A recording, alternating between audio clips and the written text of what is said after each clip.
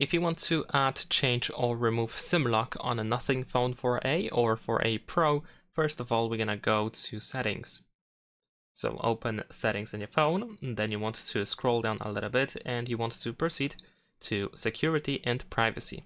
Over here in Security and Privacy, we're gonna go to More Security and Privacy, and then if you scroll down, then you should be able to find a SIM lock option in here. Now we can, of course, add the SIM lock or lock our SIM by using the lock SIM option. So we can tap on this switcher over here. We need to provide the SIM card PIN code and press OK.